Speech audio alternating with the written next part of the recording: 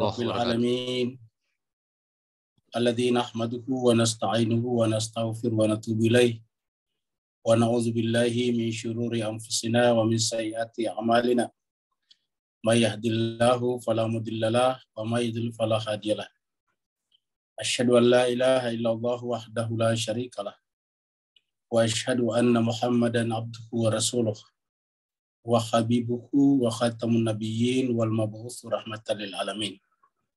Allahumma salli ala habibina wa syafi'ina wa maulana Abil Qasim al-Mustafa Muhammad.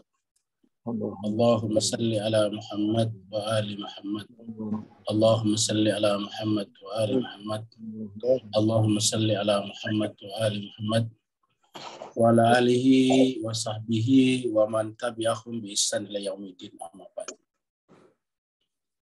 Ma'asyiral muslimin rahimakumullah dimanapun berada, kita bersyukur Allah Subhanahu wa Ta'ala kembali memberikan izin kepada kita untuk bersua dalam keadaan sehat walafiat, dalam keadaan iman dan Islam, dalam keadaan hati yang lapang untuk belajar langsung dari kitab suci Al-Quran.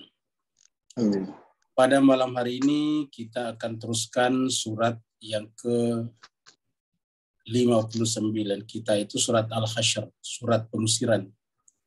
Pada pertemuan yang lalu hari Rabu kita sudah mulai dengan ayat 1 sampai ayat 6. Setiap pertemuan kita bahas 6 ayat, total ayat adalah 24. Karena ayat-ayatnya panjang-panjang, khas seperti mana ayat-ayat Madaniyah yang lain. Bersama kita sudah ada Ustazuna dari Singapura, Ustadz Syafi'i Saleh. Mudah-mudahan beliau tidak sedang di jalan sehingga beliau bisa memandu kita, membimbing kita membaca ayat suci Al-Quran. Malam ini surat 59 ayat 7 sampai ayat 12. Kita ulangi, surat 59 surat Al-Hasyr, ayatnya ayat 7 sampai ayat ke-12. Kepada Ustazuna Ustadz Syafi'i Saleh dari Singapura, kita persilakan dengan segala hormat. Fadhal Ustaz. Insyaallah, alhamdulillah, syukran Ustaz. Afwan. Assalamualaikum warahmatullahi wabarakatuh. Waalaikumsalam warahmatullahi wabarakatuh.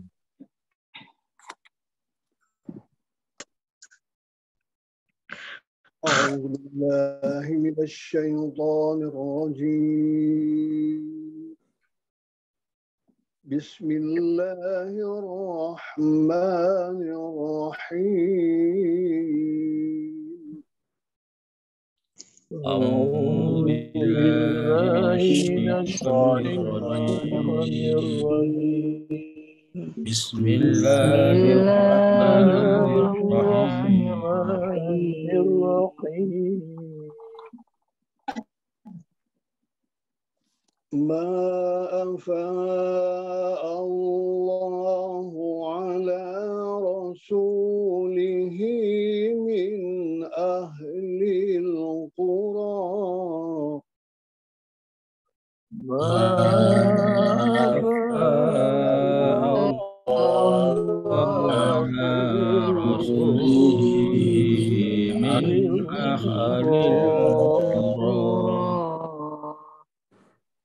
فلله وللرسول ولذي القربى واليتامى والمساكين فلله وللرسول ولذي القربى واليتامى والمساكين وابن السبيل كي لا يكون دولة بين الأغنياء منكم وابن السبيل لكي يكون دولة بين الأغنياء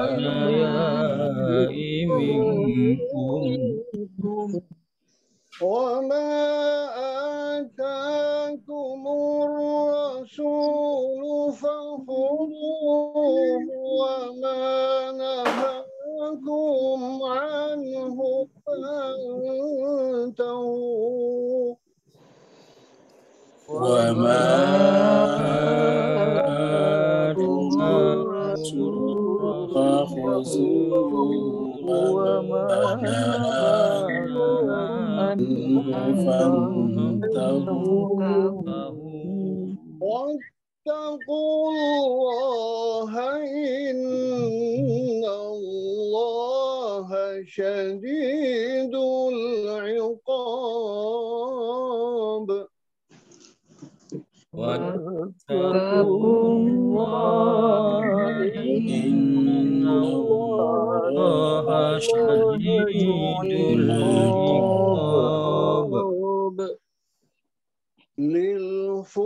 للفقراء المهاجرين الذين أخرجوا من ديارهم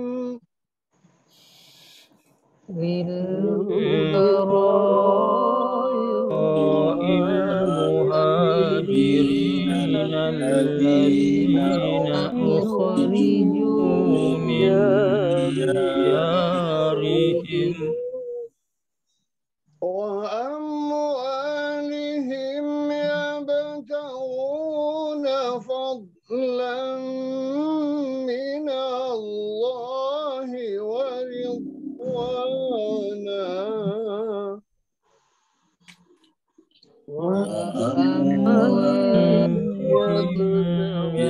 يبتغون فضلا من الله ورضوانا وينصرون الله ورسوله أولئك هم الصادقون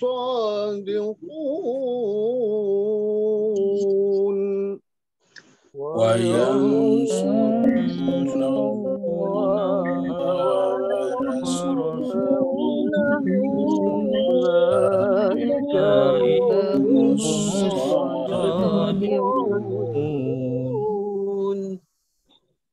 والذين تبوأوا الدار والإيمان من قبلهم والذين تبوأوا الدار والإيمان من قبلهم يحبون من هاجر إليهم ولا يجدون في صدورهم يحبون من هاجر يجدون في صدورهم ولا يجدون في صدورهم حاجة مما أوتوا ويؤثرون على أنفسهم ولا يجدون في صدورهم حاجة مما ويؤثرون على أنفسهم ويؤثرون على أنفسهم ولو كان بهم خصاصة ويؤثرون على أنفسهم ولو كان بهم خصاصة ومن يوق شح نفسه فأولئك هم المفلحون ومن يوق نفسه نفسه فأولئك هم المفلحون.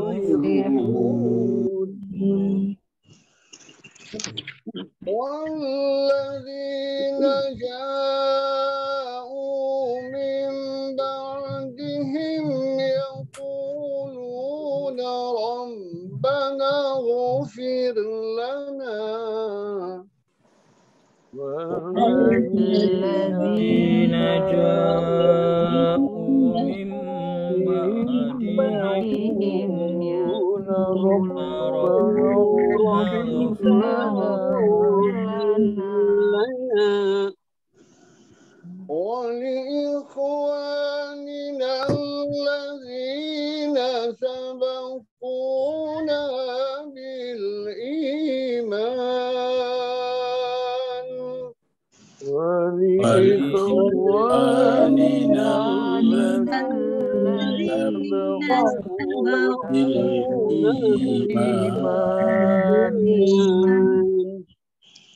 ولا تجعل في قلوبنا غلا للذين آمنوا ربنا إنك رؤوف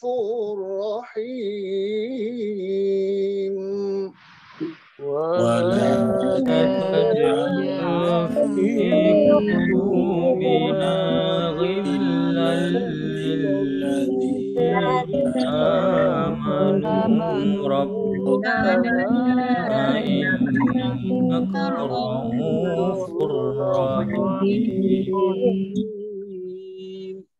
ألم تر إلى الذين نافقوا يقولون لإخوانهم ألم تر إلى الذين نافقوا يقولون لإخوانهم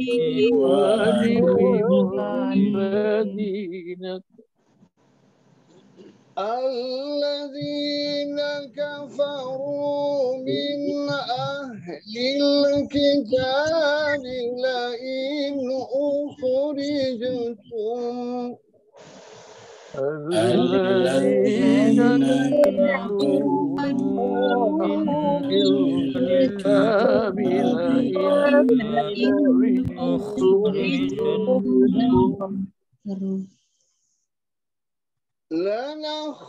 لنخرجن معكم ولا نطيع فيكم أحدا أبدا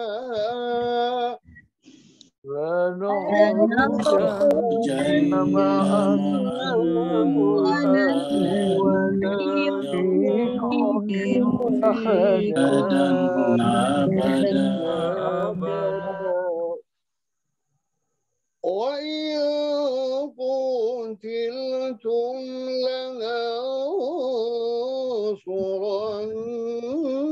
لننصرنكم وإن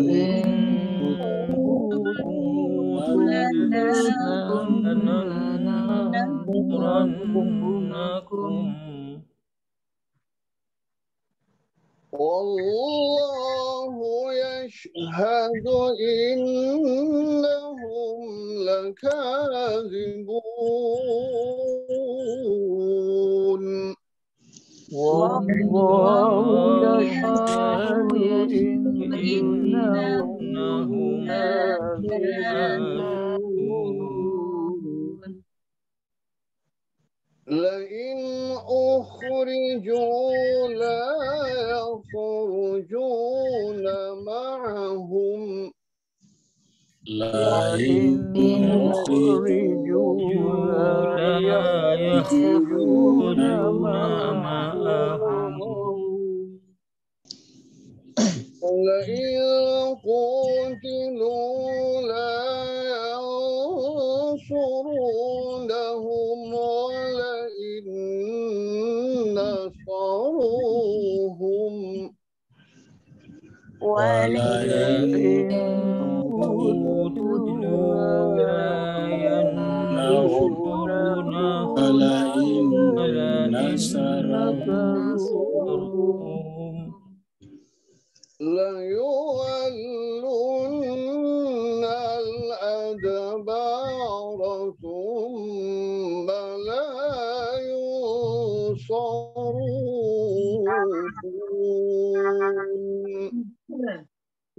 ليولن أدبارهم ولا ينصرون صدق الله العلي العظيم.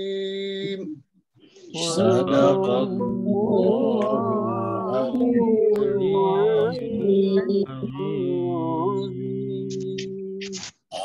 Allahumma salli wa sallim wa zid wa barik ala rasulillah wa alihil ala rasulillah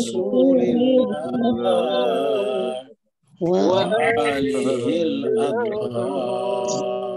Allahumma salli ala Muhammad wa ali Muhammad. Allahumma salli ala Muhammad wa ali Muhammad. Kita aturkan terima kasih banyak, syukran katsira kepada Ustazana Ustaz Safi Saleh yang telah membimbing kita, memandu kita membaca ayat-ayat suci Al-Quran. Semoga Allah SWT membalasnya dengan sebaik-baik balasan. Begitu juga Bapak Ibu semuanya yang telah ikut membaca kitab suci Al-Quran. Semoga itu menjadi catatan bagi Allah SWT untuk Allah memperlakukan Bapak Ibu dan keluarganya dengan perlakuan yang sebaik-baiknya. Nah sekalian, sebelum kita lanjut, kita sampaikan bahwa nanti sebelum kita tanya jawab, malam ini kita alhamdulillah ada yang cabutan bertuah.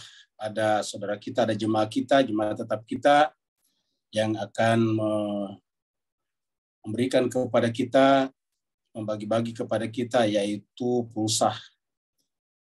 Sehingga nanti sebelum kita tanya jawab, kita akan mempersilakan kepada Ibu Bandar untuk memutar roda keberuntungannya, untuk mengetahui siapa saja di antara kita yang mendapatkan keberuntungan pada malam hari ini, yaitu yang berkenan memberikan kepada kita cabutan bertua, yaitu Ibu Sus, ya.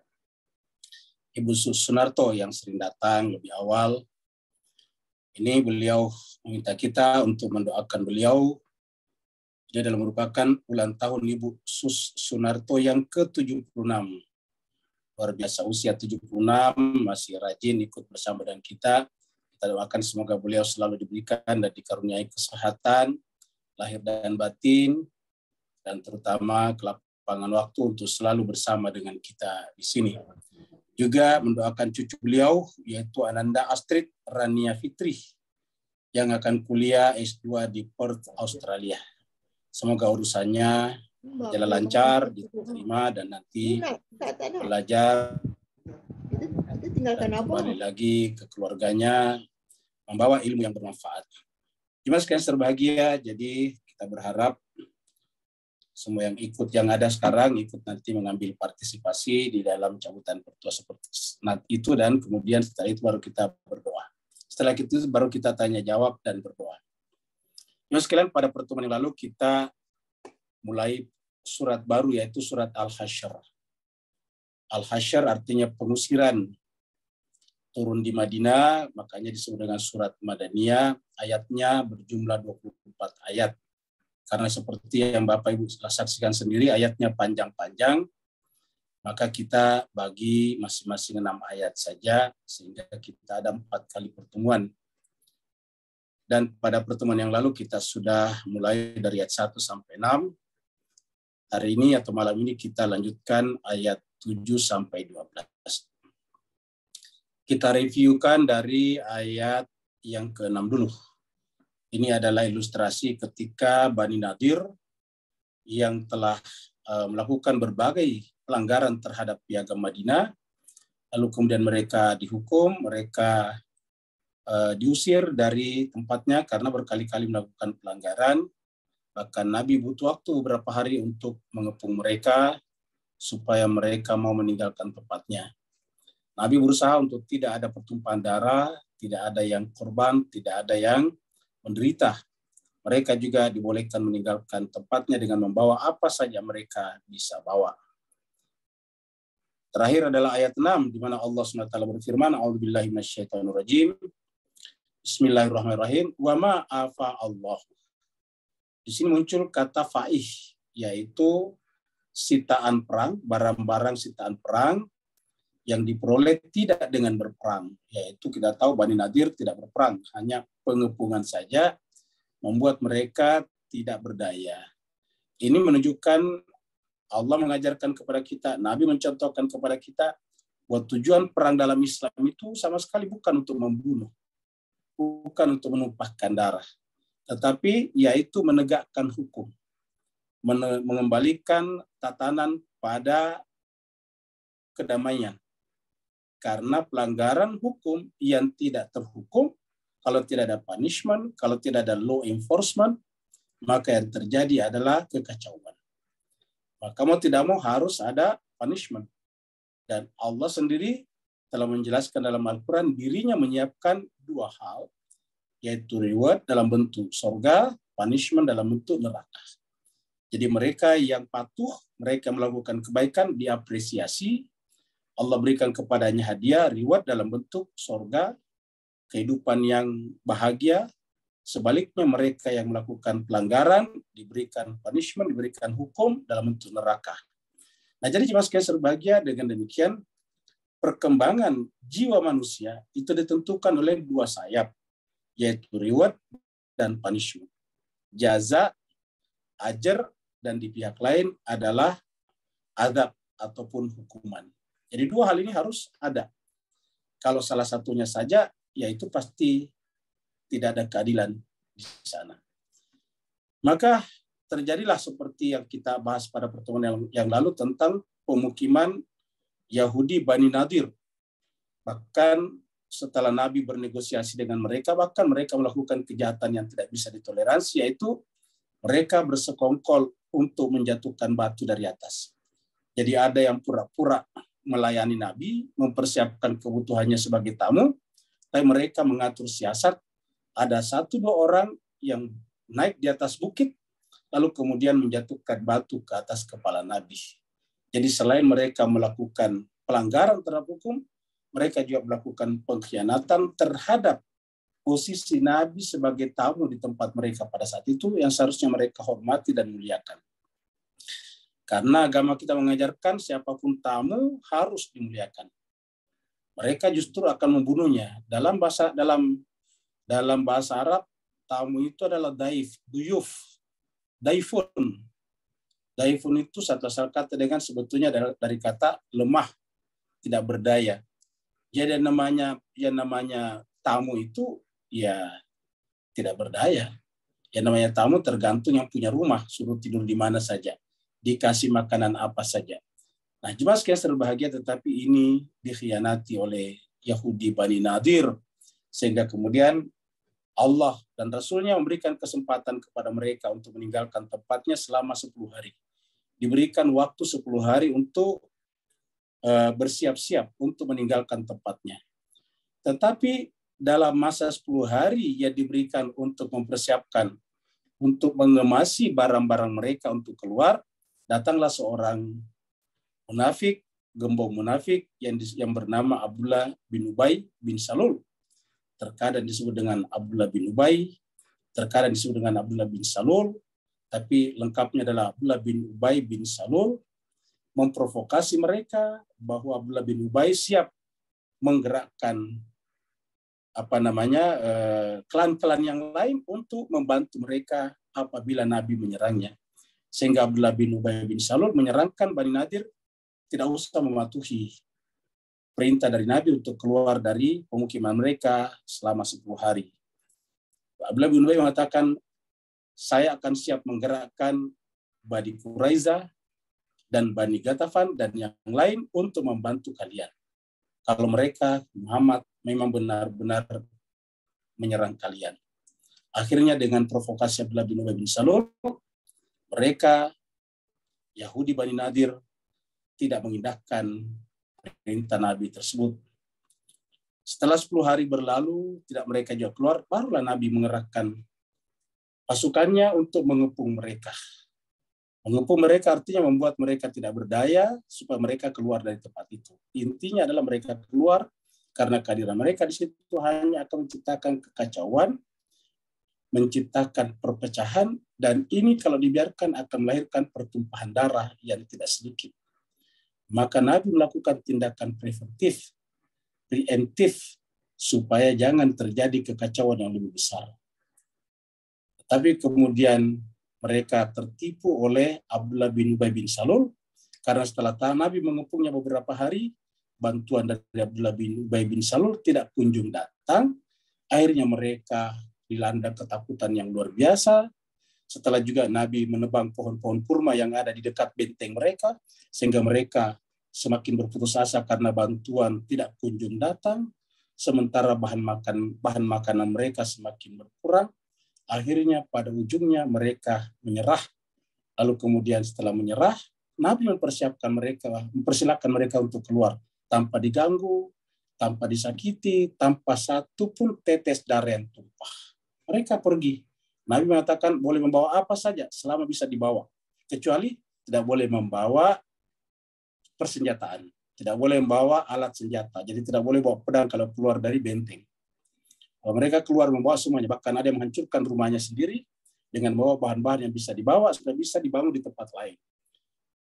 Kebanyakan mereka bergerak menuju kepada Khaybar, dan ada lagi yang pergi ke tempat lain tapi tidak banyak, dan ada 1-2 orang yang ikut kepada Nabi Muhammad kita, yaitu dengan memeluk Islam. Maka jemaah sekalian, barang-barang yang ditinggalkan di benteng mereka itu menjadi namanya sitaan perang dengan faih. Untuk siapa? Yaitu untuk yang disebutkan pada pertemuan sebelumnya dan nanti akan disebut lagi di ayat 7. Wa ma afa Allahu ala rasulih. Apa saja harta fa'i yang Allah berikan kepada rasulnya yang didapatkan fama aujaftum, didapatkan tidak dengan mengerahkan alaihi min khail, tanpa mengerahkan kuda perang. Wala rikabina, tanpa mengerahkan kuda logistik tunggangan seperti onta untuk membawa barang-barang logistik. Walakin Allah yusallitu rasulahu ala maisha. Allah kemudian membuat mereka kalah, dan dengan kekalahan mereka tanpa peperangan, Allah memberikan otoritas kepada Rasulnya untuk membagi apa yang mereka tinggalkan. Wallahu ala kulli syai'in qadir, dan Allah berkuasa atas segala sesuatu. Sekarang ayat baru, ayat 7. Sebelum kita bahas ayat 7, Bapak sekalian, kita membahas dulu tentang hukum syara. Karena di ayat 7 inilah sebetulnya munculnya istimbat hukum tentang hukum syara. Jadi pembicaraan tentang hukum yang panjang lebar dalam hukum fikih atau usul fikih itu sebetulnya diambil dari ayat 7 surat Al-Hasyr. Kita lihat di sini hukum syara itu aslinya cuma 2. Lihat ini jemaah sekalian. 3 adalah konsekuensi logis. Yang pertama adalah tuntutan untuk mengerjakan, permintaan untuk mengerjakan. Yang kedua adalah tuntutan untuk meninggalkan atau permintaan untuk meninggalkan. Jadi 2 saja. Permintaan atau tuntutan untuk mengerjakan sesuatu, dan yang kedua adalah tuntutan atau permintaan untuk meninggalkan sesuatu. Yang tidak ada tuntutannya untuk dikerjakan, tidak ada juga tuntutannya untuk ditinggalkan, masuk pada wilayah ketiga, namanya boleh, mubah, ibahah. Jadi kata mubah atau ibahah itu adalah muncul dari sini. Dan yang paling banyak nanti di sini Pak Ustaz, wilayah kreativitas manusia, perkembangan peradaban dan kebudayaan manusia ada di sini. Ya. Jadi yang ada di sini tidak banyak, yang ada di sini juga tidak banyak. Ya. Yang diperintahkan tidak banyak, yang dilarangkan tidak banyak. mayoritas kehidupan kita itu berada di tengah-tengah, yaitu boleh, ibahah. Ketika statusnya boleh, maka kita melihat atau manusia melihat berdasarkan ada tidaknya manfaat. Kalau bermanfaat, mereka melakukannya. Kalau tidak bermanfaat, mereka meninggalkannya. Karena kalau tidak bermanfaat, akan menyita usia dan umur mereka, merugi mereka. Tapi kalau bermanfaat, mereka akan bisa terbantu untuk melakukan yang kiri ataupun yang kanan ataupun yang kiri. Nah, yang kanan nantinya tuntutan untuk mengerjakan nanti terbagi dua, yaitu yang tuntutannya bersifat harus, namanya ini pasti wajib. Tuntutannya yang bersifat tidak harus, tidak pasti kalau di situ tulisannya tidak harus, artinya boleh dikerjakan, boleh tidak dikerjakan, maka nanti statusnya disebut dengan sunnah. Ada yang menyebutnya dengan mandub, ada yang menyebutnya dengan nafilah, ada yang menyebutnya dengan mustahab. Jadi istilah apapun. Ya. Ada juga menyebutnya dengan yang lain. Tapi intinya adalah sunnah, biasa disebut mandub, biasa disebut dengan nafilah. Ya. Biasa disebut dengan mustahab. Dan ada lagi sebutan yang lain. Kesimpulannya adalah kalau wajib harus dikerjakan. Kalau tidak dikerjakan, dosa. Sedangkan tidak pasti sebaiknya dikerjakan. Jadi sebaiknya dikerjakan. Karena kan tuntutan untuk mengerjakan. Ini harus dikerjakan, ini sebaiknya dikerjakan. Jadi kita sebut ini sebaiknya dikerjakan. Kalau dikerjakan, dapat pahala. Sunnah, mandub, atau nafilah. Kemudian di sebelah kiri sini, ada tuntutan untuk meninggalkan. Kalau harus ditinggalkan, maka yang pasti harus ditinggalkan, ya berarti haram statusnya. Kalau dilanggar, ya berarti haram. Kalau dilanggar artinya kita berdosa. Yang kedua, ada sebaiknya ditinggalkan. Jadi ini harus ditinggalkan, ini sebaiknya ditinggalkan. Sebaiknya ditinggalkan disebut dengan di sini dengan tidak pasti, namanya makruh. Sebaiknya ditinggalkan berarti kalau dilakukan makruh. Sebaiknya dilakukan kalau dilakukan sunnah. Nah, di tengah-tengahnya tadi disebut dengan mubah. Tadi kita sebut dengan istilah ibahah, yaitu ada pilihan untuk mengerjakan atau tidak mengerjakan. Mengerjakan atau meninggalkan. Nah, jelas jadi sebetulnya 5 hukum ini, yaitu di tengah-tengah mubah, di ujung sebelah kanan wajib, ujung sebelah kiri adalah haram, antara mubah dan haram ada makruh, antara wajib dan mubah ada sunnah, mandub atau nafilah, maka atau mustahab, itu adalah di antara mubah dan wajib. Dari mana kemunculnya ini? Dari ayat ini. Allah berfirman, ma'afa Allahu. Apa saja yang menjadi harta fa'i yang Allah berikan ala rasuli kepada rasulnya. Min ahlil qura, dari negeri-negeri yang tadi terhukum, terkalahkan tanpa peperangan, maka harta fa'i itu adalah falillah untuk Allah. Walir rasul, dan untuk rasulnya. Walidil qurba, gimana sekalian? Dari mana kita tahu ini adalah al-qurba, sini adalah kerabat Nabi. Nih, kita lihat dari kata lizi. Gimana sekalian, walizi di sini ada 3 kata ya. Kita hilangkan. Jadi di sini ada 3 kata. Ada waw di sini menunjukkan ataf, dan dari sini ini lillah, walir rasul, wa. Jadi wa jadi sini artinya dan, udah di sini dan li, untuk. Jadi ini li-nya adalah untuk. Jadi li kita kasih di atas ya. Jadi ada wa, ada li. Lalu kemudian ada zi. Jadi di sini ada zi. Zi itu artinya yang dimiliki, ya, memiliki hubungan kekerabatan dengan siapa? Sebelumnya Rasul. Ya. Jadi yang dimaksud dengan walidil qurba di sini adalah yang punya hubungan kekerabatan dengan Rasul. Jadi fa itu adalah untuk Allah, untuk Rasul, dan untuk mereka yang memiliki kekerabatan dengan Rasul, walidil qurba, terutama ahlul bait Nabi, karena Nabi tidak punya lagi apa-apa, maka untuk menyambung kehidupan mereka adalah dari harta fa itu. Kita tahu istri Nabi yaitu Khadijatul Kubra, kaya raya tapi semuanya habis.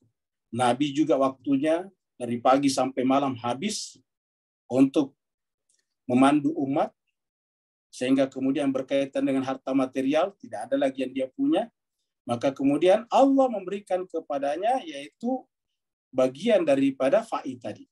Walidil qurba. Baru setelah itu wal yatama, anak yatim. Baru wal masakin, orang miskin. Baru wabnis sabil, yaitu orang kehabisan bekal.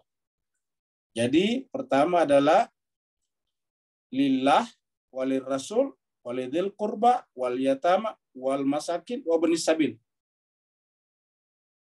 Tetapi yang menarik Bapak sekalian, di sini ada tujuannya. Kenapa Allah membuat distribusi seperti ini? Allah mengatakan, agar supaya la yakuna dulatan bainal agniya'i minkum. Agar harta benda duniawi itu jangan hanya berputar, la yakunu dulatan. Jangan hanya dulatan itu berputar, beredar di antara orang-orang yang berkepunyaan di antara kalian. Al-agniya, orang kaya, golongan the have saja di antara kalian. Jadi artinya apa? Ayat ini menjelaskan kepada kita pentingnya apa yang disebut dengan keadilan sosial dalam Islam. Jadi pada pembahasan sebelumnya kita lihat bagaimana Islam kita mementingkan pembebasan budak. Kita sudah bahas ini sebelumnya, waktu kita bicara zihar. Jadi pembebasan budak, kenapa tidak boleh wajib dilepaskan budak? Karena itu kan kepunyaan orang, dan itu di waktu zaman belum ada larangan, belum ada anjuran untuk melepaskan budak, atau ketika zaman jahiliyah mereka peroleh dengan menggunakan harta benda mereka. Mereka membeli dari pasar budak dan sebagainya. Akhirnya kemudian dianjurkan mereka untuk membebaskan budak mereka. Dan kalau dipaksakan, nanti mereka juga akan lari dari Islam karena mereka merasa belum apa-apa sudah harus berpisah dengan budak mereka.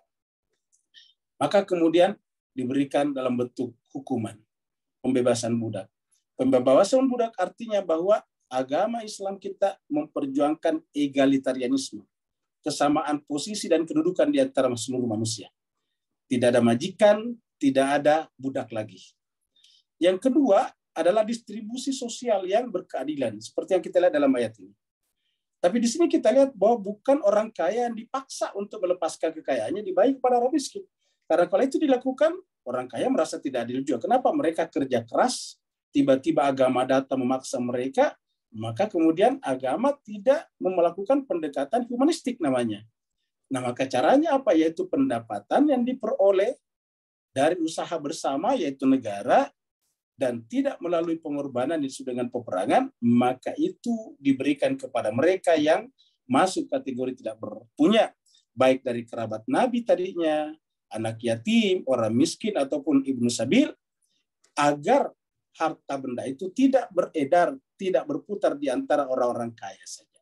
Nah, dari sini kita lihat jelas sebagai bagaimana Islam memperhatikan anak disebut dengan distribusi dan kesejahteraan sosial.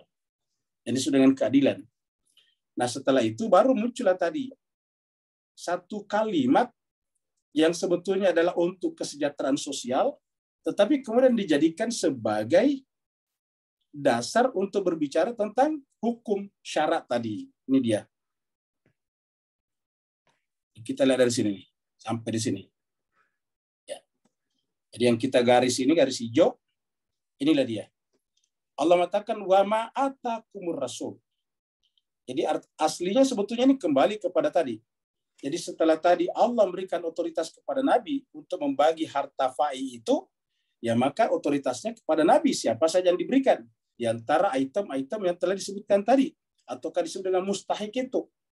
Ma atakumur rasul, apa saja yang Rasul berikan, fakhuzu, maka ambillah. Wa manahakum anu fantahu, maka apa saja yang dilarangkan maka tinggalkanlah. Jadi apa yang ditahan Nabi tidak diberikan, ya jangan diambil. Kalau diberikan, ambil. Ya. Jemaah sekalian, dari sini kemudian muncul tadi hukum syarak, ada dua besar, yaitu apa saja yang Rasul berikan, apa saja yang Rasul perintahkan, apa saja yang Rasul suruhkan, maka laksanakanlah. Fakhuzu artinya laksanakanlah. Kata laksanakanlah di sini mempunyai dua makna, harus dan sebaiknya. Kalau sebaiknya, maka tadi statusnya sunat. mandub, mustahab, dan istilah lainnya. Sedangkan kalau harus dilakukan namanya wajib. Jadi dari kata fakhuzuhu di sini mempunyai dua makna, yaitu kalau harus dilakukan wajib namanya, kalau sebaiknya dilakukan sunnah atau mandub namanya. Jadi wa ma atakum rasul fakhuzuhu dari sini. Jadi dari ini lahirlah tadi yaitu wajib dan sunnah, wajib dan mandub. Kemudian wa ma nahakum anhu, dan apa saja yang dilarangkannya. Wa ma nahakum anhu, dan apa saja yang dilarangkan kalian anhu untuk dilakukan, fantahu maka tinggalkanlah. Jadi kalau Rasul larangkan, kalau larangannya itu bersifat harus, maka haram. Artinya, kalau larangannya itu adalah harus ditinggalkan, berarti haram kalau dilakukan. Kalau sebaiknya ditinggalkan, maka namanya makruh kalau dilakukan. Jadi dari sini lahir wajib dan sunnah. Dari sini lahir haram dan makruh. Nah, in between, yang tidak ada di keduanya, berada di tengah-tengah, tidak ada perintah untuk melakukannya, tidak ada larangan untuk meninggalkannya, maka itu namanya ibahah ataukah mubah. Nah, mayoritas kehidupan kita ada di tengah-tengah situ. Yang wajib misalnya contohnya salat, puasa, zakat, haji itu kan tidak seberapa. Berbuat baik kepada orang tua, belajar, itu adalah masuk dalam kategori ini. Yang dilarangkan, makan bangkai, babi, apalagi yang disembelih bukan dengan menyebut nama Allah, darah, dan beberapa lagi yang lain. Jadi terbatas. Ini juga terbatas. Bagaimana dengan kalau kita menciptakan pesawat? Tidak ada larangan dan tidak ada perintahnya. Bagaimana kalau kita berkumpul pada orang mati? Tidak ada larangan, tidak ada perintahnya. Jadi bagaimana kalau kita memperingati Maulid Nabi? Tidak ada larangan, tidak ada perintahnya. Bagaimana kalau kita menciptakan alat-alat untuk kesehatan seperti misalnya sikat gigi, tidak ada perintah, tidak ada larangan. Semuanya statusnya mubah. Jadi wilayah kreativitas, wilayah budaya berada di antara yang wajib dan yang haram. Namanya mubah tadinya. Jadi semua yang berkaitan dengan sains teknologi ada di tengah-tengahnya. Dan karenanya manusia harus bekerja untuk itu. Kenapa? Karena itu tidak disiapkan. Agama menyiapkan yang kanan dan yang kiri. Yang wajib ini. Dan akal tidak bisa menemukan sholat, puasa, zakat, haji. Begitu juga akal tidak bisa menciptakan satu larangan bahwa dilarang makan bangkai dan sebagainya. Dilarang makan darah misalnya. Artinya kalau tidak beragama Islam, ada yang makan darah. Ada yang makan daging babi. Ada yang makan hewan yang disembelih tidak menyebut nama Allah. Jadi itu adalah syariat. Artinya apa? Otoritas hukumnya ada pada asyari, pemberi syariat. Tetapi yang di tengah-tengah itu Allah serahkan kepada kita manusia. Dalam konteks itulah Allah menyerahkan kepada kita nasib kita menjalaninya di muka bumi yang Allah berikan ini semuanya. Kita mau tanam padi atau gandum tergantung kepada kita. Allah tidak perintahkan gandum, Allah tidak melarangkan padi. Kita mau gandum atau padi tergantung. Kalau kebutuhan kita padi, kita tanam padi. Kebutuhan kita gandum, kita tanam gandum. Begitulah seterusnya.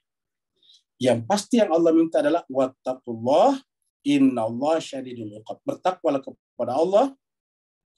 Sungguhnya Allah syadidul iqab. Sangat keras siksanya. Kemudian ini tadi ya. Jadi ini tadi yang kita angkat kembali. Kita kembalikan tadi ya bahwa hukum syara pertama tadi wa ma atakumur rasul fakhuzuhu, ini di sini nih. Wa ma nahakum anhu fantau, ini di sini nih.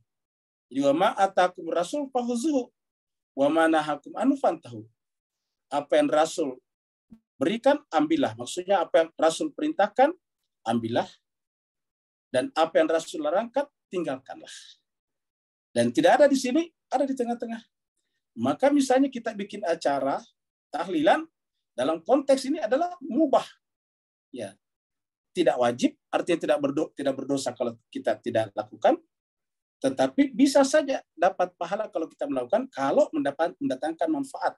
Dan manfaatnya kalau kita tahlilan pasti ada karena membaca berzikir dengan kalimat la ilaha illallah, membaca ayat-ayat Al-Quran, di mana Nabi mengatakan membaca Al-Quran satu huruf dapat satu kebaikan. Satu kebaikan masing-masing dapat 10 pahala. Jadi bisa menjadi penting dilakukan apabila kita ada di tengah-tengah sini. Jadi banyak yang dipertengkarkan manusia sebetulnya ada di tengah-tengah sini. Karena ada di tengah-tengah sini harusnya tidak perlu kita bertengkar. Yang mau melakukannya silakan, yang tidak melakukannya tidak apa-apa. Kenapa? Ya memang ada di tengah-tengah. Statusnya ibahah. Sehingga umat Islam tidak perlu ribut, bercerai-berai hanya karena persoalan-persoalan yang ada di tengah sini. Jadi ini tadi ayatnya, intinya di ayat adalah wattaqullah innallaha syadidul iqab. Bertakwalah kepada Allah karena sungguhnya Allah adalah sangat keras siksaannya. Jadi Allah mengatakan pentingnya kita mematuhi peraturan hukum itu. Karena dikatakan di sini wattaqullah innallaha syadidul iqab. Bertakwalah kepada Allah artinya bahwa kalau kita ingin memperbaiki jiwa kita, membawa jiwa kita kepada kesempurnaan, maka kita harus perhatikan dua kalimat ini, yaitu wa ma atakum rasul fahuzuhu wa ma nahakum anhu fantahu. Siapa yang patuh ke sini namanya bertakwa kepada Allah. Kalau dia mengaku takwa kepada Allah tapi tidak patuh kepada hukum, baik yang diperintahkan ataupun yang dilarangkannya, berarti tidak ada tanda takwa kepada Allah SWT. Dan siapa yang melakukan itu, artinya melanggar ini, maka ingat, tidak ada satupun perbuatan kita yang tidak punya konsekuensi. Kalau kita melakukan tadi kebaikan atau yang diperintahkan Allah, Allah berikan kepada kita apresiasi, reward. Kalau kita melanggar apa yang diperintahkannya, Allah juga berikan kepada kita punishment, yaitu neraka. Innallaha syadidul iqab.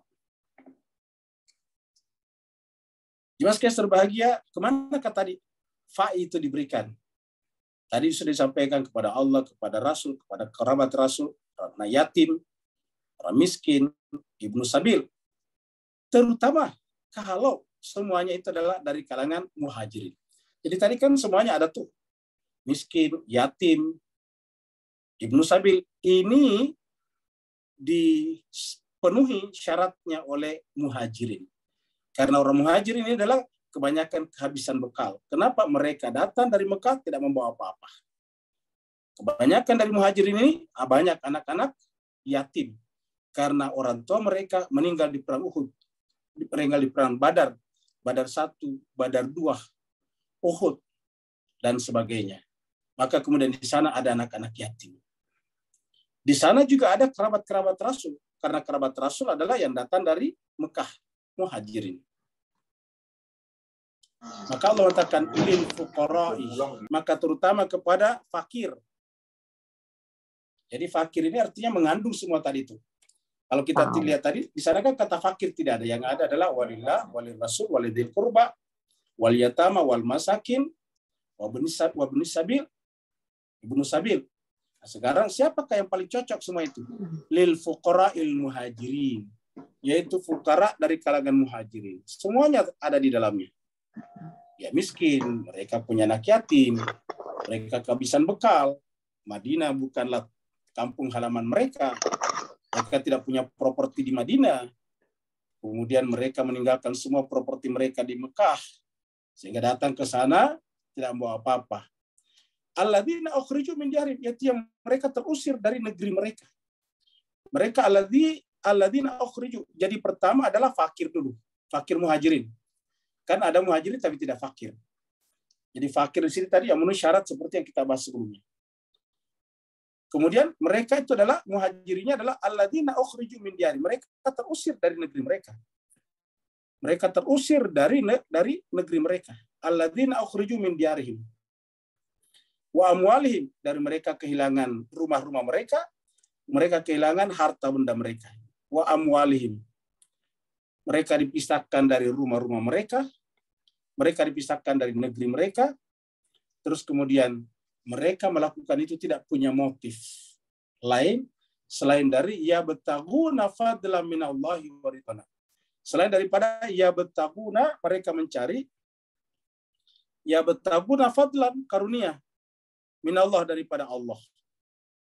Jadi mencari karunia dari Allah. Artinya karunia Allah yang dicari di sini adalah ridho Allah. Seperti di sini. Karunia artinya bahwa mereka hanya berharap melakukan ini karena Allah, tidak yang lain. Maka disebutkan waridwana, dan ridhonya. Waridwana. Wa yansuruna Allah wa rasulah, dan dia datang untuk menolong Allah dan Rasulnya. Jadi mereka ikut hijrah tidak punya motif supaya hidup baik di Madinah. Mereka juga tidak punya motif untuk menyelamatkan dirinya sendiri. Tetapi mereka motifnya satu, yaitu ya betaguna fadlan minallah, mencari karunia Allah, ridhonya, dan menolong Allah dan Rasulnya. Wa yansuruna Allah wa rasulah. Karena di sini kita lihat ada kata-kata yansuruna Allah wa rasulah, menolong Allah dan Rasulnya, itu para muhajirin. Maka motif ini juga lah yang diingatkan oleh Sayyidina Husain, cucu Nabi, ketika terkepung di Karbala, tinggal seorang diri. Dan dia mengatakan, hal min nasirin yansuruni. Mengenal kata-kata ini. Hal min nasirin yansuruni. Kenapa? Karena dia adalah representasi daripada Allah dan Rasulnya. Maka dia katakan, hal min nasirin yansuruni. Wa yansuruna Allah wa rasulah. Jadi datang hanya menolong Allah dan Rasulnya, sebagaimana juga Hawariyun ketika datang menolong Nabi Isa alaihissalatu wassalam. Allah mengatakan, ulaika humus shadiqun, mereka itulah orang yang benar. Bapak Ibu yang sangat berbahagia. Tapi dari ayat ini kita bisa mengambil kesimpulan yang sangat penting, yaitu bahwa membagi harta, entah itu namanya fa'i, ataupun entah namanya nanti infak, sedekah, zakat, itu harus berdasarkan ini, yaitu apa namanya, virtue. Jadi kita mengenal istilah virtue dalam bahasa Inggris, yaitu bahwa disebut kebajikan apabila diberikan kepada yang berhak. Dan siapa yang paling berhak? Yang paling berhak itu adalah mereka yang telah membawa dirinya berada di jalan Allah, yaitu ya betaguna fadlan minallah. Apabila kita berikan kepada seluruhnya, bukan virtue namanya. Jadi namanya kebajikan itu adalah apabila ada unsur virtue di dalamnya. Kalau kita berikan kepada semuanya, yang berbuat baik ataupun tidak berbuat baik diberikan, bukan virtue. Karena virtue itu artinya apa? Virtue itu artinya menyebabkan yang berbuat baik itu termotivasi untuk berbuat baik, yang berbuat buruk justru terdemotivasi untuk berbuat buruk. Jangan terbalik. Kalau yang buruk juga diberikan, dia akan termotivasi untuk melakukan keburukannya, dan orang yang baik juga diberikan, tapi diberikan juga kepada yang buruk, maka yang baik akan terdemotivasi kebaikannya. Kenapa? Dia akan berkata, percuma saya berbuat baik, orang buruk juga mendapatkan pembagian dari Allah dan Rasulnya. Makanya jemaah sekalian berbahagia, kata farju itu mirip dengan, berpasangan dengan kata-kata adil. Kata-kata farju ini dalam bahasa Inggris bagus ini. Ya. Farju. Nah, ini mirip dengan kata-kata adil. Adil itu bahasa Inggris justice. Justice. Ya. Nah, jemaah sekalian, apa itu justice sebetulnya? Keadilan. Ini adalah keadilan. Keadilan itu adalah dari kata just. Kalau just ini kan hanya. Jadi artinya apa? Apabila hanya diberikan kepada yang berbuat baik, baru justice namanya. Tapi kalau diberikan kepada yang tidak berbuat baik juga, iya bukan justice namanya. Misalnya ada dua kelompok, ada dua orang. Ini ada dua orang. A dan B. Kita sebut dengan yang satu ini adalah yaftaguna fadlan minallahi wa ridwana wa yansuruna Allah wa rasulah. Yaitu benar-benar harus mencari karunia Allah, kemudian mencari ridho Allah, kemudian ikut bersama dengan Rasul mengorbankan segala-galanya. Ini kita sebut dengan melakukan kebaikan. Melakukan kebaikan. Ya. Kebaikan. Sedangkan ini bukan kebaikan dalam pengertian yang kita bicarakan di sini. Yaitu tidak punya motif membantu Allah dan Rasulnya, tidak punya keinginan untuk mencari karunia Allah. Pokoknya dia juga bukan jahat, tetapi tidak ke arah situ. Dia tidak sedang berada di jalan ya betaguna fadlan minallahi wa ridwana wa yansuruna Allah wa rasulah. Kalau kemudian kita berikan ke sini, kalau kita berikan ke sini sama dengan ke sini, sama dengan X, di sini juga X. Apa artinya jemaah sekalian berbahagia? Pertama, jelas kita sudah salah secara syariat. Ya, berdasarkan syariat tadi sudah jelas. Ya, Tadi sudah disebutkan walillahi walil rasul walidzil qurba wal yatam wal masakin wabnis sabil, itu kan jelas.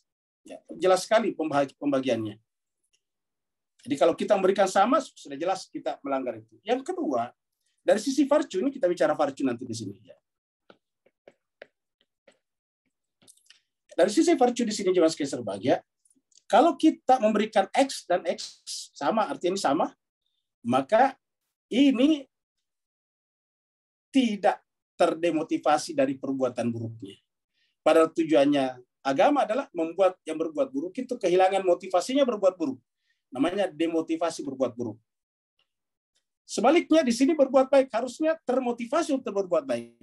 Tapi karena dia mendapatkan sama dengan di sini, maka apa yang terjadi? Dia akan terdemotivasi untuk berbuat baik. Dia terdemotivasi berbuat baik dan ini tetap termotivasi untuk berbuat buruk. Kenapa? Ya saya berbuat buruk tetap dapat juga sama dengan ini. Jadi akan berkata, untuk apa saya pergi ke sini? Toh saya tidak pergi ke sini, saya dapat juga. Dan jemaah sekalian berbahagia, inilah yang disebut dengan justice.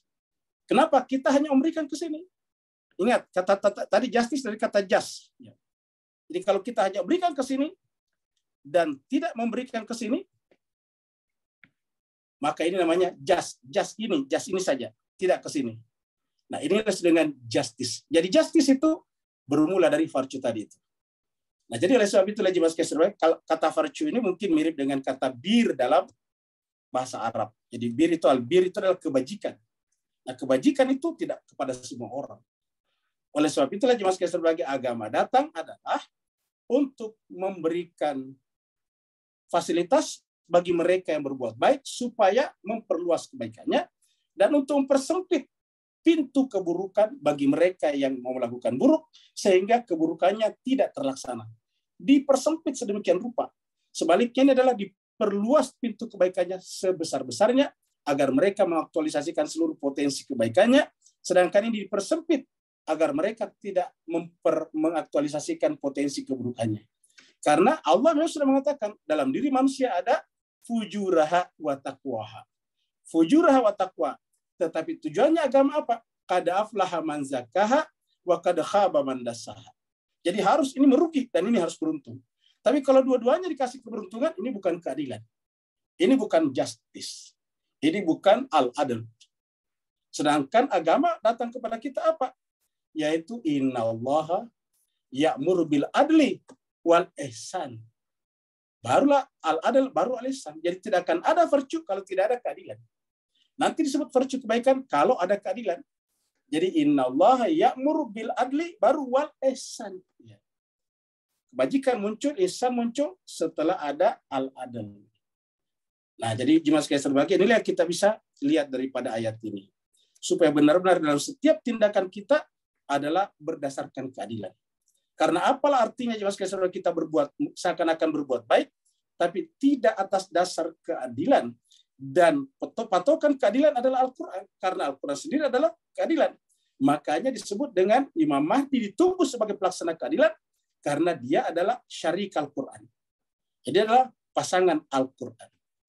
Sistem sosial yang tidak berkeadilan hanya akan merusak.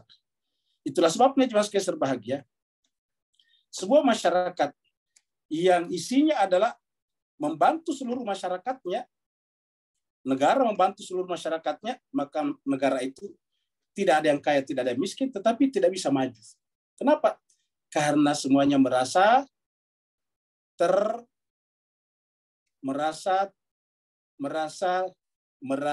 diperlakukan sebagai dimanjakan, termanjakan.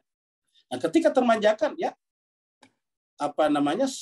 fighting spiritnya tidak akan keluar, semangat ikhtiarnya tidak keluar, tidak berlaku kata-kata manjada wajada. Oleh sebab itulah agama mengatakan kepada kita bahwa faid tadi secara khusus diberikan kepada lil fuqara'i. Dari mana? Al-muhajirin, karena mereka adalah orang yang telah mempertaruhkan semua yang ada padanya. Mereka diusir dari kampung halaman mereka, diusir bukan sembarang diusir, tapi diusir karena beriman kepada Rasul dan membantunya di dalam dakwahnya.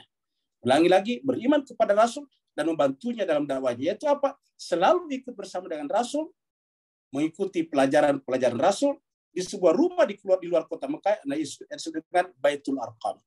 Mereka inilah yang kemudian diberikan secara spesifik di dalam ayat ini bagian daripada fa'i tadi, yaitu lil fuqara'il muhajirin alladzina ukhriju min diyarihim wa amwalihim, dan harta benda mereka ya bertaguna fadlan minallahi wa ridwana wa yansurunallaha wa rasulah. Allah mengatakan ulaika humus shadiqun. Mereka inilah yang benar. Jadi inilah yang benar. Jadi inilah yang benar apa? Benar mendapatkan tadi harta fa'i. Nah, sekarang kita bicara khusus Ansar. Ini adalah meneladani kerukunan kaum muhajirin dan ansar dan muhajirin. Tapi ini secara spesifik kita bicara ansar. Tapi ada muhajirinnya juga di dalamnya. Kenapa adalah ansar adalah contoh orang yang mengorbankan semua yang ada padanya demi membantu saudara-saudaranya dari kalangan ansar, terutama tadi yang disebut tadi dengan al-fuqara minal muhajirin. Al-fuqara al-muhajirin tadi. Walladzina tabawwa'u. Jadi yang berhak juga mendapatkan tadi harta fa'i. Tadi lil fuqara, lil muhajirina, dan seterusnya tadi. Bagaimana dengan yang di Madinah? Ada juga. Siapakah mereka itu disebutkan di sini? Yang berhak mendapatkan dari Yastrib atau ke Madinah atau ke Ansar adalah walladzina ya tabawwa'ud dara wal iman min qablihim. Yaitu mereka yang menempati Adar, menempati Yastrib, menempati Madinah. Wal imana min qablihim, dan mereka sudah beriman sebelum Nabi datang. Jadi ingat, mereka beriman sebelum Nabi datang. Kalau kita kawinkan ini dengan ayat sebelumnya, ayat 10, yaitu dari kalangan muhajirin yang termasuk juga dari awal membantu Rasul, mereka inilah yang disebut dengan golongan as-sabiqun as-sabiqun, yaitu benar-benar mengikuti Nabi sebagai insan suci, sebagai manusia sempurna yang menjadi tempat mereka berpayung ataukah berwilayah. Mereka berwilayah kepada siapa? Kepada Nabi. Dan kita lihat tadinya adalah ia bertaguna fadlan minallahi wa ridwana wa yansurunallaha wa rasulah. Maka mereka itulah yang kemudian berhak untuk untuk disebut dengan kata-kata as-sabiqun as-sabiqun, seperti pembahasan kita di surat Al-Waqiah 2 surat sebelumnya, yaitu surat yang ke-56, surat Al-Waqiah. Walladzina tabawwa'u dara wal iman, dara di sini adalah maksudnya Madinah, Yastrib, wal imana min qablihim, dan beriman sebelum Nabi hijrah ke sana. Yuhibbuna man hajara ilaihim. Jadi mereka itu mencintai, yuhibbuna man hajara ilaihim, mencintai siapa? Man, orang yang berhijrah kepada mereka. Man hajara ilaihim. Mereka mencintai orang-orang berhijrah kepada mereka. Sedemikian cintanya, ingat, yang namanya cinta adalah kesamaan frekuensi perasaan, kesamaan frekuensi jiwa, sehingga wala yajiduna fi sudurihim hajatan, sehingga mereka tidak menemukan lagi di dalam jiwanya. Jadi mereka tidak menemukan di dalam sudurnya, yaitu hajat, keinginan. Mimma utu, dari apa yang diberikan kepada saudara-saudara mereka yang dari Mekah, muhajirin tadi. Jadi ketika Nabi membagi tadi harta fa'i, kebanyakan diberikan kepada orang yang datang dari Mekah tadi, terutama dari kalangan al-fakir, lil fuqara minal muhajirina, maka mereka tidak pernah merasa iri hati. Mereka tidak ada hajat pada diri untuk mendapatkan itu. Kenapa? Karena saking cintanya kepada orang-orang berhijrah kepadanya, dalam pengertian ya betaquna fadlan minallahi wa ridwana wa yansurunallaha wa rasulah. Wa yusiruna ala anfusihim, dan mengebelakangkan diri mereka. Kata-kata yusiruna kita artikan mengebelakangkan anfusihim. Walau kana bihim khassasa, walaupun dia juga sangat membutuhkannya. Jadi walaupun dia juga sangat membutuhkannya, khassasa itu sangat membutuhkannya. Artinya sangat papa, dia juga tidak punya apa-apa. Jadi dia juga tidak punya apa-apa, tapi setiap Rasul memberikan kepada saudaranya dari muhajirin, mereka mengerti. Kenapa? Karena semiskin-miskinnya mereka yang ada di Yastrib, Madinah, mereka punya kampung halaman. Tapi yang datang dari Mekah tidak punya kampung halaman. Tetapi ada tetapinya. Rasul pun memberikan kepada muhajirin seperti ini. Siapa yang diberikan seperti ini? Yang menurut Rasul, dan Rasul memiliki pandangan rohani, yaitu tidak ada hajat pada dirinya untuk mendapatkan itu. Karena mereka mendahulukan saudaranya dari kalangan muhajirin. Nah, Allah, Rasul memahami keadaan ini. Sehingga Rasul memberikan kepada mereka. Jadi artinya apa? Rasul memahami betul yang disebut dengan motif. Dan motif ini sebetulnya bisa dibaca secara fenomenal kalau orang memiliki sedikit perhatian secara spiritual. Baru Allah menutupnya dengan kata-kata wa may yuqa syuhha nafsi fa ulaika humul muflihun. Siapa yang terpelihara dari keakuan ego, subjektivitas dirinya, ini syuhha kita artikan ini ego dirinya, faulaika humul muflihun. Mereka itu adalah orang yang beruntung. Jadi orang yang beruntung, orang yang mendapatkan profit, orang yang mendapatkan benefit adalah orang yang terpelihara dari ego dirinya. Ini muncul juga dalam surat At-Tagabun ini, tapi karena waktu kita sangat terbatas, surat At-Tagabun ayat 19 itu menjelaskan ini. Wa may yuqa syuhha nafsi faulaika humul muflihun. Jadi kita harus berusaha membebaskan diri kita dari jeratan ego kita. Karena kata-kata Allah, mayyuqa syuhha nafsi. Siapa yang bisa kita artikan dengan, bisa kita menggunakan kalimat, hanya orang yang terlepas dari ego dirinya, dari jerat subjektivitas egonya, yang akan beruntung.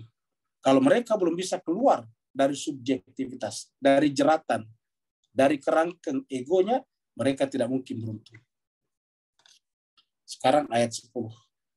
Makanya mencintai kaum Ansar adalah tanda keimanan. Terutama Ansar yang tadi kita lihat sudah beriman kepada Allah dan Rasulnya sebelum Nabi hijrah ke sana. Mereka inilah nantinya yang dibina oleh siapa? Oleh Mus'ab bin Umair. Dan mereka inilah nanti yang datang ke Mekah untuk menjumpai Nabi di Mekah. Mereka datang sebagai jemaah haji. Disebut tahun pertama disebut dengan Bayat Aqabah 1, tahun berikutnya disebut dengan Bayat Aqabah 2, dengan Bayat Aqabah 1 dan 2 inilah, lalu kemudian Nabi mengambil keputusan untuk berhijrah ke Yastrib. Atas jaminan yang diberikan oleh kaum Ansar yang tadi, wal imana min qablihim, telah beriman sebelum hijrah itu terjadi.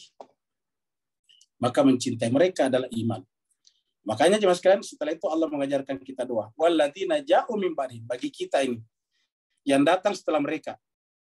Jadi kita akan masuk bagian dari mereka, masuk kategori as-sabiqun, berarti golongan kanan, apabila kita datang setelah mereka karena kita tidak sezaman dengan mereka, tapi kita mempunyai prinsip, yaquluna. Mereka punya prinsip. Apa prinsipnya?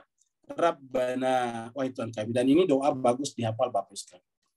Rabbana ghfir lana wal ikhwanina alladzina sabaquna bil iman wala taj'al fi qulubina ghillan lil ladzina amanu rabbana innaka raufur rahim. Jadi doanya dari sini bagus sekalian. Doanya dari sini sampai di sini. Mulai daripada Rabbana, ini startnya dari sini.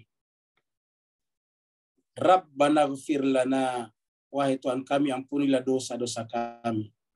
Wal ikhwarina, dan juga ampuni dosa saudara-saudara kami. Siapa? Alladzina sabaquna bil iman, yang telah mendahului kami dari iman. Ingat kata sabaquna, as-sabiquna sabiqun. Dari sini muncul kata sabaquna, ya. Yaitu sabaquna bil iman. Mereka yang terdahulu beriman.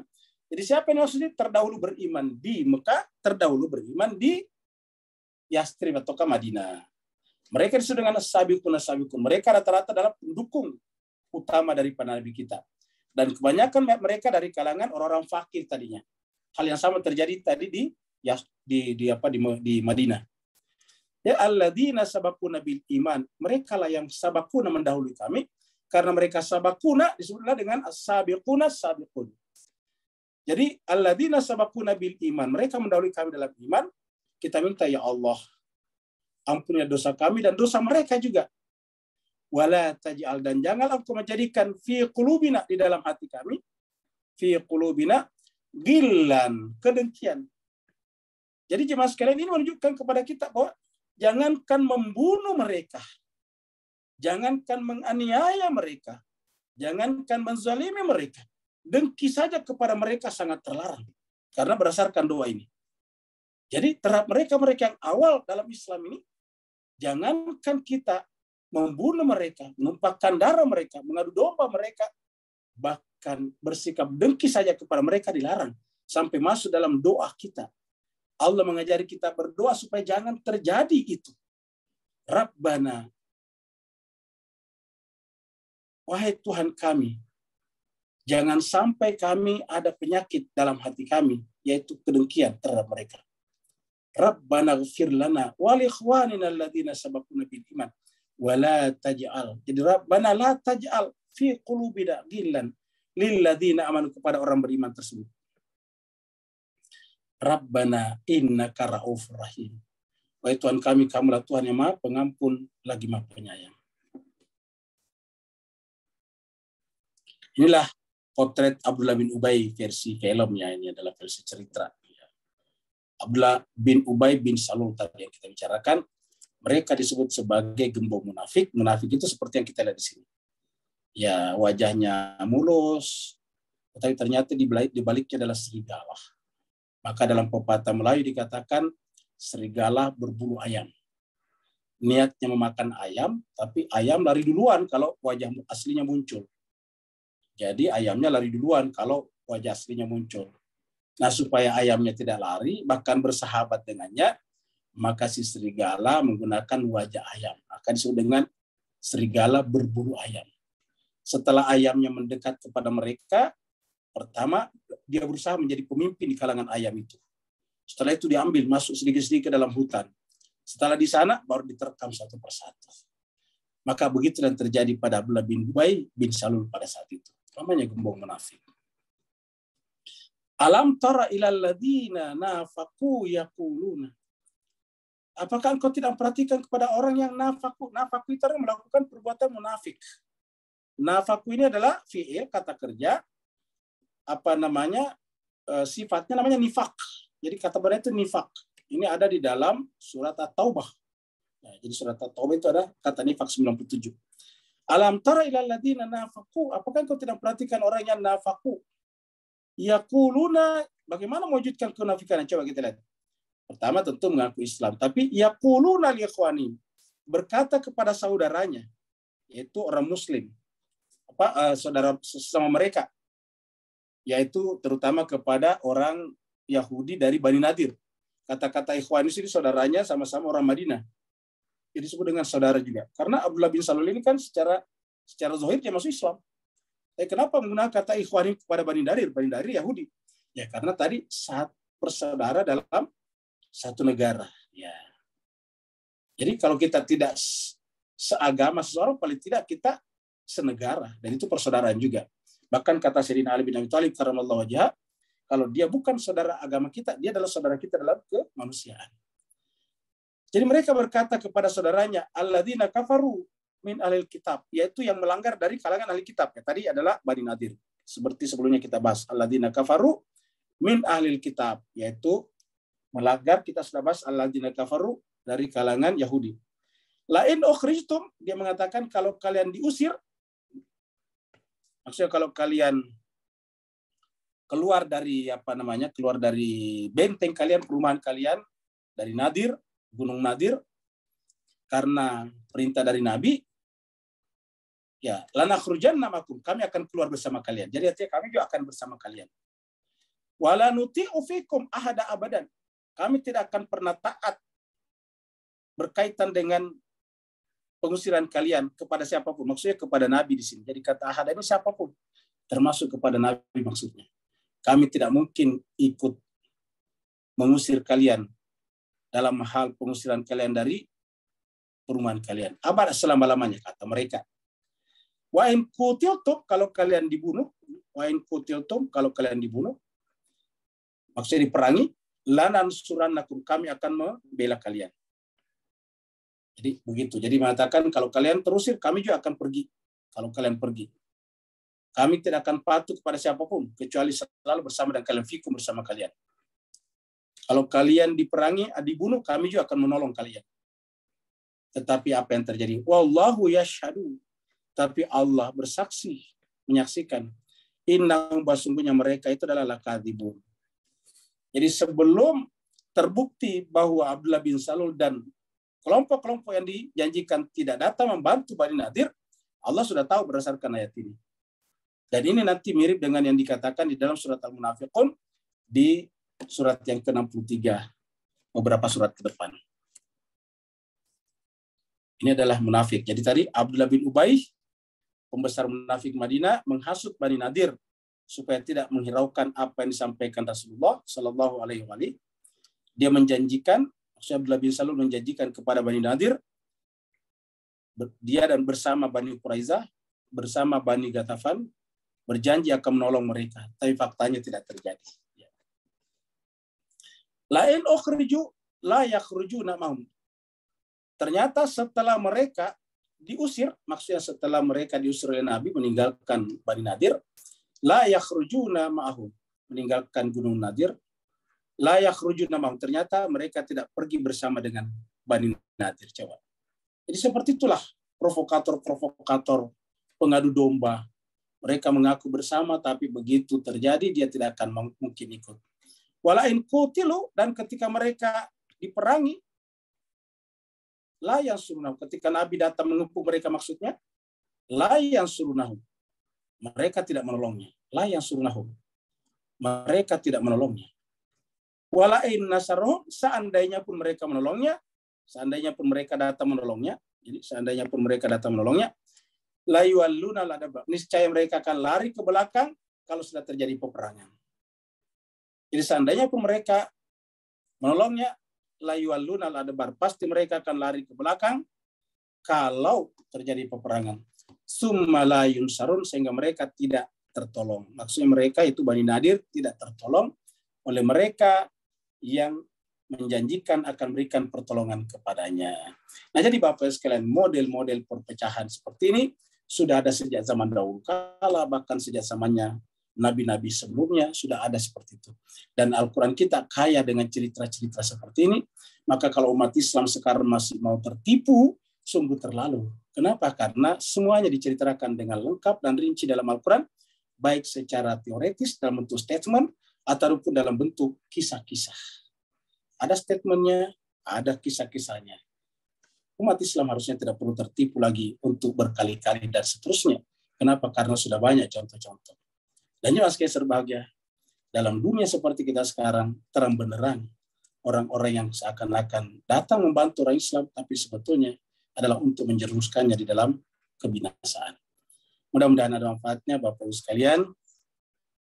Sebelum kita tanya jawab, seperti tadi kita akan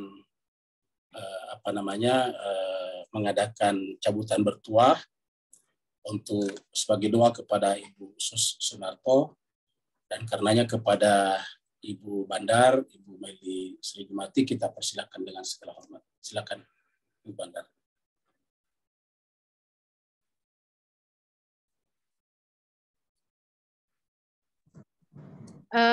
Baik Ustadz, terima kasih atas waktunya. Bapak Ibu, jemaah Tadabbur Al-Quran yang dirahmati Allah.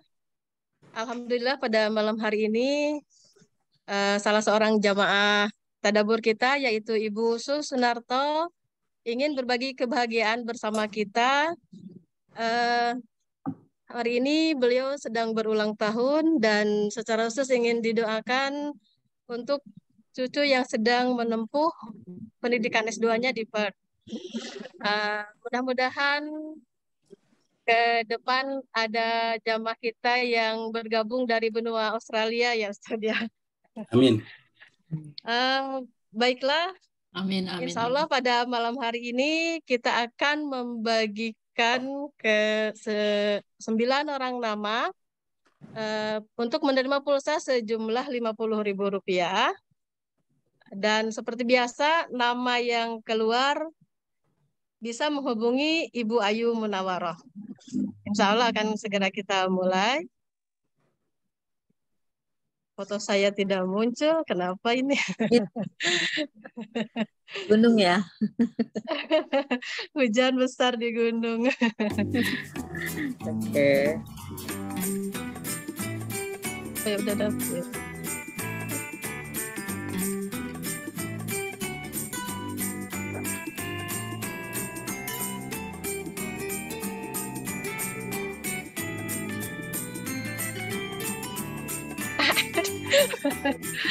Aduh, alhamdulillah yang mengawali adalah Ibu Ayu Munawwaroh. Selamat Ibu, silakan menghubungi Ibu Ayu. Baik, untuk yang kedua. Siap.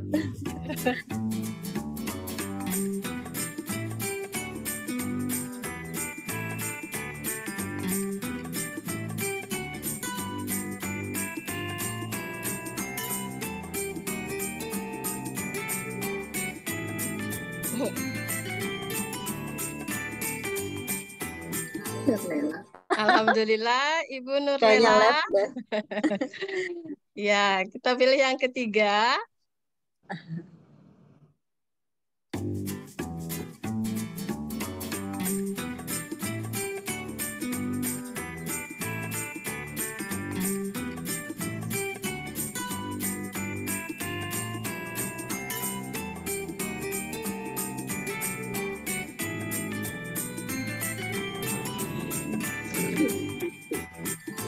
Ya, selamat Ibu Termasuk Kitty Irwan sering Rashid. ya. Udah beberapa kali. Iya, Terima kasih. sama-sama Bu sama-sama. Kitty. Kita Ini pilihkan udah yang kedua keempat. kali.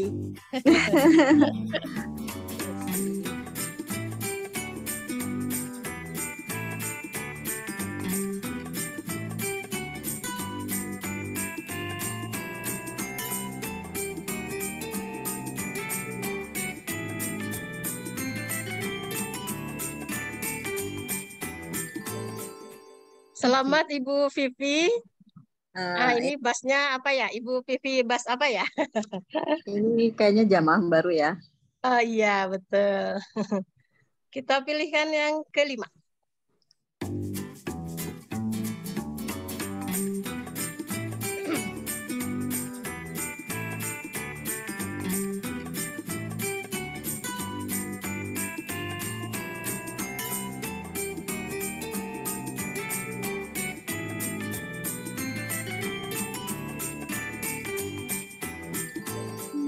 Iya, alhamdulillah Ibu Emma Fatimah.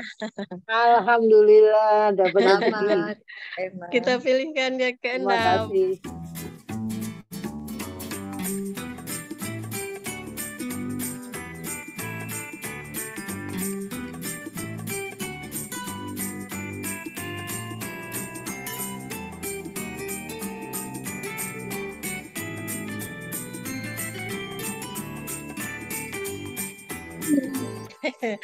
Mbak Sani, alhamdulillah ya, walaupun terlambat sedikit ya. Kita pilihkan yang ketujuh.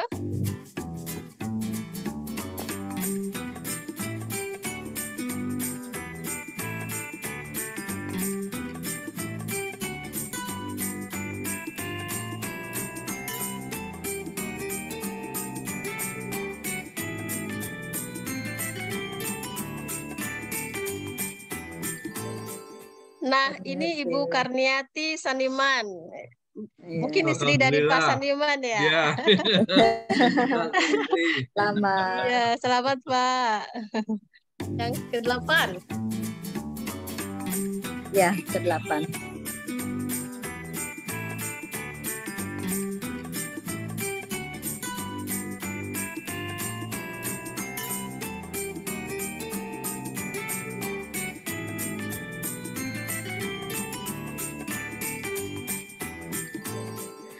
Selamat Ibu Hasna. Singapura ini ya Bu Ayu ya. Iya, betul. Terakhir. Maaf Ibu Meli. Iya Ibu Hasna. Saya ini dihadiahkan untuk Ibu Ayu. Oh iya. Citra, terima kasih. Sama-sama.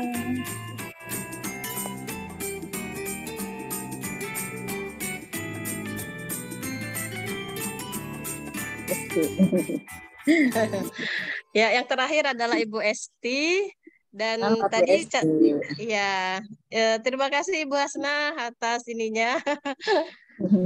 Demikian, tugas saya sudah selesai. Saya kembalikan kepada Ustadz. Terima kasih Ustadz.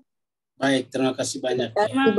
Terima kasih Ustadz, terima kasih Ya, Cenayut. sama-sama. Bu Sus, selamat ulang tahun Terima ya. kasih kepada Bu Sus, terima kasih kepada Bu Pandar, dan selamat kepada seluruh yang berhasil pada malam hari ini mendapatkan keberuntungan. Kita masuk pada babakan pertanyaan sebelum kita berdoa. Yang mau bertanya dipersilakan.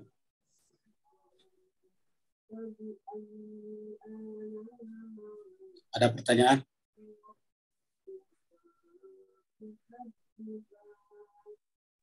Silakan Bapak Ibu bagi yang mau bertanya. Assalamualaikum Ustadz. Waalaikumsalam warahmatullahi wabarakatuh, Bu Ima. Silakan Bu. Ya, pertama saya bersyukur dan terima kasih atas rezekinya lewat Zoom ini.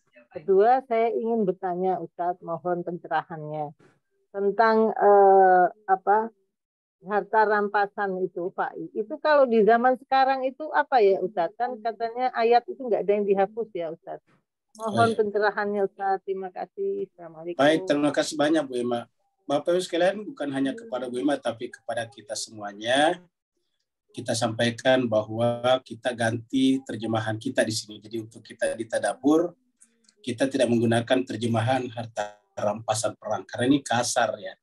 Masa Nabi merampas ya.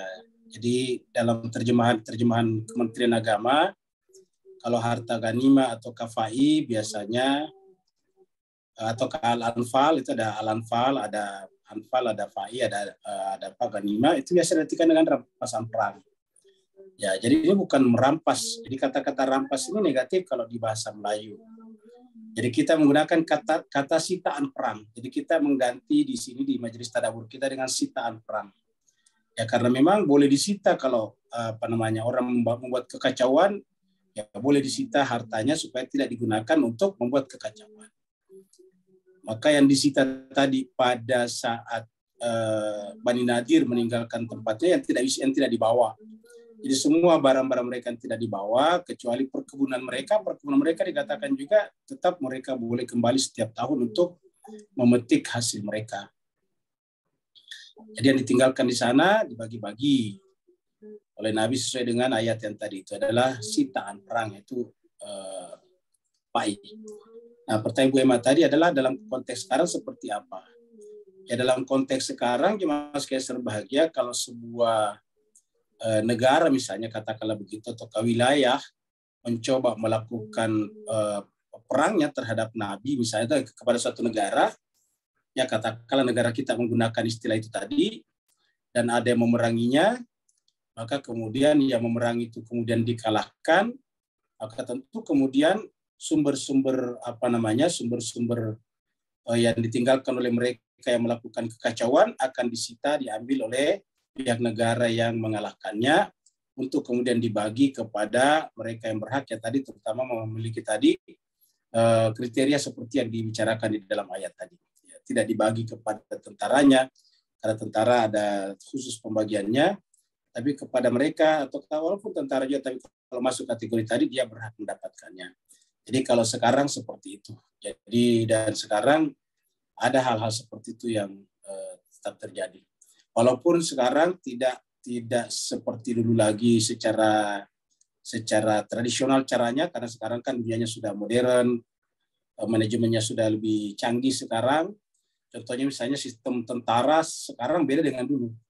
Pada zaman Nabi yang namanya tentara itu sukarelawan, jadi nanti menjelang ada peperangan baru diminta lagi siapa yang mau berkorban membela bangsa dan negara, maka mereka membawa peralatannya sendiri, logistiknya sendiri, kemudian dimobilisasi oleh Nabi, ditempatkan di tempat yang seharusnya. Kalau sekarang yang namanya tentara kan memang sudah profesional, dilatih dan memang dibayar oleh negara untuk itu. Kalau pada zaman Nabi nggak dibayar oleh negara, jadi warga biasa.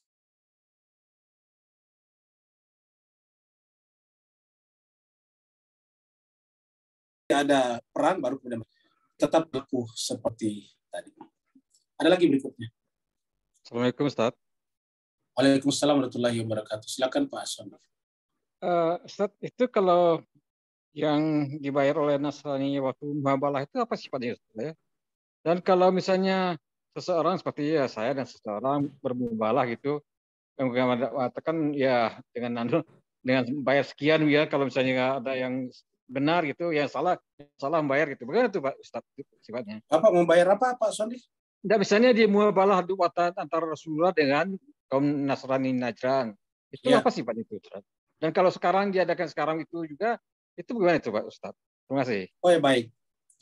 Ini berkaitan dengan mubahalah di surat Ali Imran antara Nabi dengan para pemuka Nasrani dari Najran. Jadi sederhana saja sebetulnya. Mubahalah itu adalah menunjukkan bahwa Islam lagi-lagi anti kekerasan dan anti pemaksaan. Kalau kita lihat background ceritanya kan para Nasrani dari Najran dipimpin oleh pemuka agama mereka, kalau istilah sekarangnya adalah pastor mereka, datang kepada Nabi dan memaksakan pendapat mereka bahwa yang namanya Nabi Isa itu adalah putra Tuhan, Ibnullah. Kemudian Nabi sudah menjawabnya bahwa di dalam Al-Quran kita bisa baca surat Al-Imran bahwa dalam pandangan kami tidak seperti itu. Dan Nabi mengatakan kalau ingin menggunakan pendapat itu silakan. Ya, kami tetap seperti pendapat kami dan kamu tetap seperti pendapat kamu. Ya, tetapi mereka tetap bersikukuh, tidak, bahkan dia katakan kami masuk Islam seperti kamu memandang bahwa Yesus itu, Nabi Isa itu adalah putra Tuhan. Akhirnya kemudian turun lagi ayat bahwa dalam pandangan kami posisi Nabi Isa itu sama dengan posisi Nabi Adam, yaitu tidak punya orang tua. Jadi artinya kalau Nabi Isa dipertuhankan hanya karena tidak punya ayah, maka yang lebih pantas dipertuhankan juga adalah Nabi Adam, karena Nabi Adam tidak punya ayah dan ibu, malah dia tercipta dari Allah langsung. Jadi kalau kita menggunakan kata putra harusnya lebih pantas Nabi Adam, karena tidak punya ayah dan tidak punya ibu. Kalau Nabi Isa masih punya ibu, yaitu Maryam. Bahkan begitu indahnya Nabi pada saat itu kepada mereka. Ini bisa kita baca dalam tafsir Ibnu Katsir. Bahkan ketika tiba masanya mereka kebaktian, hari baktian itu hari Ahad, hari Minggu, dan mereka minta izin kepada Nabi untuk menggunakan masjidnya Nabi, itu diizinkan. Ini Bapak sekalian jarang kita dengarkan cerita, tapi ini diceritakan dalam surat Ali Imran itu berkenaan dengan mubahalah. Bahwa ketika Nasrani Najran minta izin kepada Nabi untuk beribadah di tempatnya Nabi, itu diberikan, silakan. Sedemikian tingginya toleransinya Nabi kepada mereka. Silakan kalau beribadah sesuai dengan agama kalian. Nah, tetapi setelah itu mereka tetap bersikukuh, mereka tetap bersikeras bahwa yang namanya Nabi Isa itu adalah putra Tuhan. Ya, karena sudah tidak ada jalan lain, Nabi mengatakan ya udahlah, kalau begitu kita bermubahalah saja. Jadi kita lihat ini mubahalah ini adalah terakhir karena mereka juga tidak mau mengikuti pendapat Nabi dalam pengertian ya udahlah kita ikuti saja masing-masing keyakinan kita. Kami berkeyakinan seperti ini, kalian juga berkeyakinan seperti itu. Kalian tetap beragama dengan kalian, kami tidak paksakan kalian untuk menjadi muslim, justru mereka memaksakan itu jadi muslim, asalkan diterima pendapatnya seperti itu. Nah, mengatakan tidak boleh seperti itu. Kami tidak mungkin berpendapat seperti itu dengan ayat tadi. Nah, akhirnya kemudian karena mereka tetap bersikukuh, tidak mau kembali ke wilayahnya, akhirnya kemudian bahkan Nabi sudah membiarkan memberikan kesempatan kepada mereka untuk beribadah di tempat Nabi. Akhirnya udahlah kalau begitu kita bermubahalah. Jadi bermubahalah itu artinya boleh dikata jalan buntu, ya, yang tidak mungkin lagi ada solusi berikutnya, maka terjadilah mubahalah seperti itu Pak Aswan. Dan itu juga bisa kita lakukan sekarang kalau ada orang yang bersikukuh seperti itu kepada kita. Dia memaksa kita untuk berpendapat seperti pendapatnya, padahal kita sudah berkata ya tidak apa-apa kita berbeda pendapat. Itu yang namanya persaudaraan tidak mewajibkan kesamaan pendapat. Kalau kita tidak bersaudara dalam pendapat, paling tidak kan bersaudara dalam negara. Kalau kita tidak bersaudara dalam negara yang sama, kita bersaudara dalam wilayah yang sama. Misalnya sama-sama Asia Tenggara. Kalau tidak bersaudara dalam wilayah ataupun benua, ya kita bersaudara dalam kemanusiaan. Jadi oleh sebab itulah banyaklah pengikat yang bisa memungkinkan kita untuk tetap bersaudara walaupun berbeda agama dan keyakinan. Seperti itu. Ustaz, yang saya maksud, pertanyaan saya, Ustaz, itu bagaimana status apa itu kan membayar orang Nasrani ini aja karena dia kalah gitu, Ustaz. Bagaimana statusnya? Apa termasuk apa itu? Kumus apa itu? Bagaimana, Ustaz? Terima kasih. Oh ya, itu mereka membayar jizyah namanya Pak Aswan. Jadi tanda mereka itu ikut bersama dengan Nabi, mereka membayar jizyah namanya, semacam pajak atau zakat tapi untuk non Islam, jizyah. Ya. Kalau dia tidak membayar jizyah dan ingin berhidup dalam kehidupan Nabi, kan berarti dia tidak boleh. Karena negara ini kan butuh biaya, Pak Aswan. Negara itu butuh biaya. Negara ini kan ada yang menjaga, ada pegawainya dan sebagainya, dan itu sudah dilakukan oleh Nabi pada saat itu. Paling tidak kalau diserang Nabi kan harus ada mobilisasi, logistik dan sebagainya. Nah, sehingga mereka semua harus bayar jizyah, bayar pajak lah kalau bahasa sekarangnya. Nah, kalau mereka tidak bayar pajak, ya gimana? Siapa yang menanggung biaya perang kalau misalnya terjadi serangan kepada Madinah pada saat itu? Ini namanya jizyah. Ada lagi, Apa boleh Assalamualaikum Ustaz. Ya? Apa boleh dilaksanakan sekarang? Apa masih boleh sekarang dilaksanakan begitu, Ustaz? Misalnya bermuamalah seorang dan seorang, siapa yang kalah, siapa yang salah gitu membayar gitu. Apa boleh itu, Ustaz? Terima kasih. Itu sebetulnya tergantung perjanjiannya, Pak Suwandi. Ya, tergantung perjanjiannya. Karena kan akad yang harus dipenuhi. Ya, jadi harus akad dipenuhi.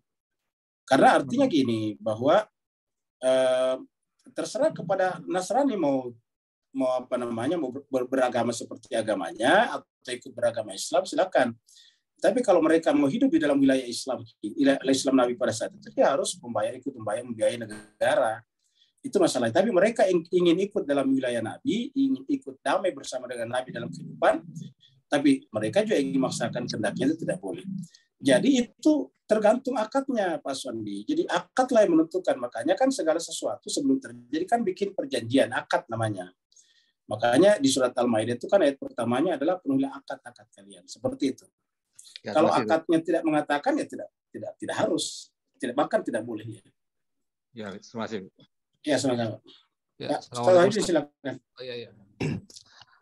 Terkait tadi itu Ustaz, soal hukum Ustaz tadi ya, yang diambil dari firman Allah tadi, wa ma atakumur rasul fakhuzuhu wa ma nahakum anhu. Dari situ keluar hukum, kaidah hukum wajib dan haram. Yang tidak ada di antara keduanya itu adalah sebut mubah. Yang mubah mungkin ini yang saya ingin persoalkan Ustaz ya. Misalnya tadi dia ambil contoh babi. Babi itu kan secara secara hakiki itu pada dasarnya kan diharam gitu loh. Tapi bagaimana dengan darurat ya? Hukum darurat itu kan tidak masuk dalam dua tadi itu. Apakah dia masuk mubah atau tidak? Kalau kita bicara kaidah usul kan ada disebutkan ad-dararu yuzalu gitu kan. Darurat itu dibolehkan. Nah, tapi kalau kita tengok tadi itu kembali ke soal wa ma atakumur rasul fakhuzuhu wa ma nahakum anhu. Dan sudah jelas-jelas kan nasnya ini jelas soal babi ya. Babinya itu tidak ketika darurat itu ada tapi tidak menghilangkan keharaman babi itu karena dia secara hakiki secara babi itu tetap haram gitu. Cuma mungkin kondisinya gitu loh, karena dia darurat boleh dimakan pada saat memang sama sekali tidak ada yang kondisinya betul-betul darurat gitu kan. Nah, gimana dengan itu Ustaz? Assalamualaikum warahmatullahi wabarakatuh. Baik, terima kasih banyak. Jadi jelaskan surat Al-Hasyr ayat 7 tadi kita sebut dengan surat ayat yang bersifat umum. Maka harus ada ayat lain yang bersifat taksis namanya, memperkhusus. Nah, ayat tentang babi dengan pengecualian apabila terjadi darurat itu namanya ayat yang bersifat taksis. Jadi bukan bertentangan, tapi satu umum, satu khusus. Karena tidak bisa ayat turun langsung sempurna seluruhnya, selalu harus ada taksis, pengkhususan. Nah, di dalam pengkhususan itu seperti Ustaz Wahid kata-kata tadi sudah benar, yaitu tetap haram. Makanya di akhir kata-kata terpaksa, jadi siapa maniturra ghaira bagin wala adin fala itsma alai, itu artinya sebetulnya tetap dosa sebetulnya, tapi Allah menghilangkan itu dosanya. Dan selalu di akhir ayat itu ada kata-kata Allah Maha Pengampun lagi Maha Penyayang. Karena sebetulnya tetap tidak boleh. Tetapi karena ada namanya aulawiyat, karena ada namanya aulawiyat, skala prioritas. Prioritas nyawa itu di atas segala-galanya, maka kemudian boleh dilakukan. Yang penting ghaira bagin wala adin. Jadi ghaira bagin wala adin. selama tidak diniatkan dan tidak melampaui batas. Ghaira bagin wala adin fala itsma alaih. Tapi kalau diniatkan untuk darurat ya bukan darurat namanya. Ya, ataukah memang melampaui batas sudah dikasih ruksa, tetapi karena enak dimakan lebih banyak, nah itu tidak boleh. Jadi ada kata-kata ghaira bagin wala adin. Ya, tidak melampaui batas dan tidak disengaja, tidak dicari-cari. Ya, seperti itu. Jadi dengan demikian, kalau memang yang namanya darurat, tidak dicari-cari daruratnya, dan tidak melampaui batas, maka Allah mengatakan, la itsma alaih. Allah menggugurkan dosanya, seperti itu. Jadi kalau gitu parameter darurat itu memang ada Ustadz ya? Itu tergantung nyawa anunya, jadi ukuran Betul, paling parameternya tingginya. nyawa. Ya. Oh, parameternya nyawa, ya. Syukran Ustadz. Assalamualaikum warahmatullahi wabarakatuh. Baik sekalian, karena waktu kita sudah lewat, mari kita tutup majelis kita dengan sama-sama bertawajud kepada Allah SWT. Ustadz, didoakan Uti Ustadz ulang tahun. Oh iya, Ibu Titi juga, Uti juga ulang tahun Bapak sekalian ya. Jadi mari kita berdoa. Pertama adalah untuk Ibu Sunarto yang berulang tahun yang ke-76. Semoga Allah panjangkan usianya, diberikan kesehatan lahir dan batin. Dan kita doakan juga cucunda beliau, yaitu Ananda Astrid Rania Fitri yang akan kuliah S2 di Perth, Australia. Semoga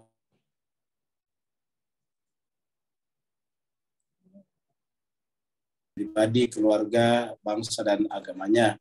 Dan juga kita doakan juga Ibu Titi Wibi Priyatno, kita panggil dengan Uti, yang juga berulang tahun. Semoga Allah juga panjangkan usianya. Allah berikan keberkahan kepadanya. Ala hadiniya wa likulitin salihah bihaqqi Muhammadin wa ali Muhammad wa bihaqqil Fatiha wa bisirril Fatiha wa bikaramatil Fatiha wa bimu'jizatil Fatiha al-Fatiha ma'as salawat. Allahumma salli ala Muhammad wa ali Muhammad. Allahumma salli ala Muhammad wa ali Muhammad. Allahumma salli ala Muhammad wa ali Muhammad. A'udzu billahi minasyaitonir rajim. Bismillahirrahmanirrahim. Alhamdulillahi rabbil alamin. Arrahmanir rahim. Maliki yaumiddin. Iyyaka na'budu wa iyyaka nasta'in. Ihdinas siratal mustaqim. Siratal ladzina an'amta 'alaihim ghairil maghdubi 'alaihim waladdallin. Amin. Alhamdulillahi rabbil alamin. Hamdan syakirin, hamdan na'im, hamdan yuwafi ni'amahu wa yukafi mazidah. Ya Rabbana lakal hamdu kama yanbaghi li jalali syikr karim azimi sultanik. Allahumma salli ala Muhammadin wa ala ali Muhammad. Allahumma rabbana ighfir lana dhunubana wa li walidina warhamhuma kama rabbayana shighara wa li jami'il muslimina wal muslimat wal mu'minina wal mu'minat al ahya'i minhum wal amwat bi rahmatika ya arhamar rahimin. Khususan untuk jemaah kami Ibu Sunarto yang Allah Tuhan kami, dan Ibu Titi Wibi Priyatno yang berulang tahun, ya Allah. Ya Allah Tuhan kami, panjangkanlah usia keduanya, berikanlah kesehatan lahir dan batin kepada keduanya, berkahilah keduanya, lapangkanlah kehidupan keduanya, angkatlah derajat keduanya, ya Allah Tuhan kami, dan mudahkanlah keduanya untuk senantiasa belajar, mempelajari kitab suci-Mu, ya Allah Tuhan kami, dan jadikanlah ayat-ayat kitab suci-Mu yang dipelajari keduanya sebagai wasilah bagi keduanya untuk mendapatkan nanti syafaat di sisi-Mu, ya Allah Tuhan kami. Kami juga mohon kepada cucunda beliau, yaitu Ibu Astrid Rania Fitri yang akan kuliah S2 di luar negeri. Kami mohon kepada Allah Tuhan kami, mudahkanlah urusan kuliahnya Allah. Gampangkanlah beliau untuk pergi belajar di sana. Selamatkanlah dan peliharakanlah kesehatan beliau selama ada di sana. Mudahkanlah urusannya dari awal sampai akhir. Kalau ada pihak-pihak atau musibah-musibah yang akan mengganggu kuliahnya, ya Allah, ya Tuhan kami mohon kepadamu, angkatlah musibah dan hilangkanlah penyakit itu, ya Allah Tuhan kami. Gantilah dengan keberkahan, gantilah dengan rahmat, gantilah dengan karunia dan inayah dari sisi-Mu, ya Allah, ya Tuhan kami, agar beliau bisa belajar dengan baik dan tenang, mendapatkan ilmu sebanyak-banyaknya, dan kembali kepada keluarganya, memberikan manfaat bagi dirinya, bagi bangsa, negara, dan agamanya, ya Allah, ya Tuhan kami, dan terutama menjadi asbab beliau lebih dekat kepadamu, ya Allah, ya Tuhan kami. Siapa saja yang hadir pada malam hari ini, Allah, maka berkahilah kehidupan mereka, kirimlah malaikat rahmat kepada mereka. Allahumma rabbana atina fid dunya hasanah wa fil akhirati hasanah wa qina adzabannar. Sallallahu ala sayyidina Muhammad. Subhana rabbika rabbil izzati amma yasifun. Wassalamun alal mursalin walhamdulillahi rabbil alamin. Saya secara pribadi mengucapkan selamat kepada Ibu Sunarto dan juga kepada Ibu Titi Wibi Priyatno. Wassalamualaikum warahmatullahi wabarakatuh. Amin, amin ya rabbal alamin. Waalaikumsalam Waalaikumsalam warahmatullahi wabarakatuh.